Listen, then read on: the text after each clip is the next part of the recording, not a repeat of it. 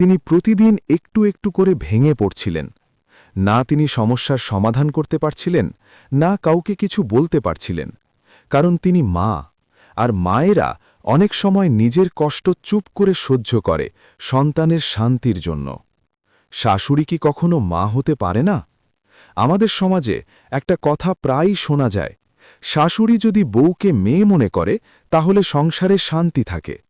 কিন্তু একটা প্রশ্ন খুব কম মানুষ করে, বউ কি কখনো শাশুড়িকে সত্যি সত্যি মা মনে করতে পারে?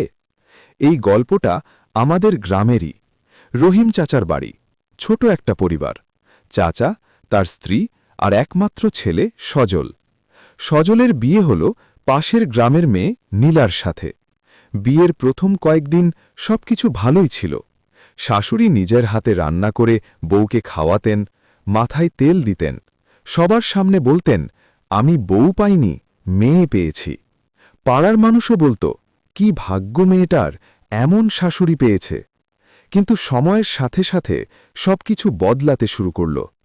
নীলা ছোট ছোট বিষয় নিয়ে বিরক্ত হতো। রান্না ঠিকমতো না হলে কথা শোনাত, ঘর পরিষ্কার না থাকলে রাগ করত। প্রথমে শাশুড়ি ভাবতেন, নতুন মেয়ে, সময় লাগবে।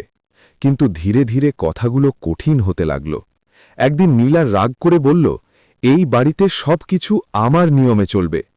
শাশুড়ি চুপ করেছিলেন, কারণ তিনি জানতেন ছেলের সংসারে অশান্তি হলে সবচেয়ে বেশি কষ্ট ছেলেই পাবে। ছেলে সজল সারাদিন কাজে থাকে, বাড়ির ভেতরের এসব কথা সে পুরোটা জানে না। শাশুড়ি অনেক সময় অপমান সহ্য করতেন, তবুও কাউকে কিচ্ছু বলতেন না, কারণ তিনি ভাবতেন যদি বলি তাহলে ছেলে কষ্ট পাবে। এভাবে দিন যেতে লাগল। পাড়ার মানুষ দেখত একজন বৃদ্ধা চুপচাপ উঠোনে বসে থাকে, মাঝে মাঝে চোখ মুছছে। একদিন পাশের বাড়ির এক খালা জিজ্ঞেস করলেন, আপা, সব ঠিক আছে তো? তিনি শুধু হাসলেন, বললেন, সব সংসারেই একটু আধটু হয়। কিন্তু সেই হাসির ভিতর লুকানো ছিল অনেক কষ্ট।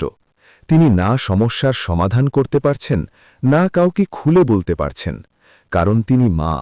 আর মায়েরা অনেক সময় নিজের কষ্ট চেপে রাখে সন্তানের শান্তির জন্য। জীবন থেকে বলছি, আমাদের সমাজে অনেক শাশুড়ি বউকে মেয়ে ভাবতে চায়, কিন্তু সব বউ শাশুড়িকে মা ভাবতে পারে না। আর সেই অদৃশ্য কষ্ট নিয়ে অনেক মা নীরবে দিন কাটিয়ে দেয়।